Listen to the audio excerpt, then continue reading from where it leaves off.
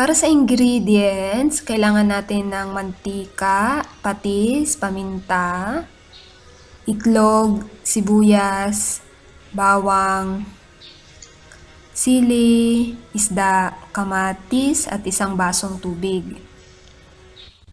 I-prito muna natin yung isda, tapos i-separate natin. Set aside. Tapos, mag-isa tayo ng garlic, onion, tomato, green chili pepper, tapos leave it for a minute.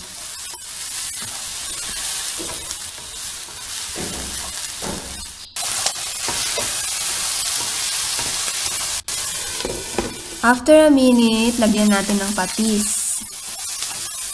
Tsaka isang basong tubig. Yung patis, 2 kutsara pwede na. Tapos leave natin ng 5 minutes. After 5 minutes, ilagay natin ng egg.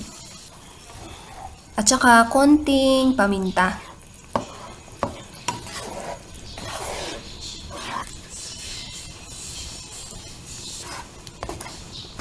Tapos haluin. Ilagay na natin ang isda. Ayan. Tapos na. Ganyan lang kabilis. Yan. Enjoy your sarsyadong isda.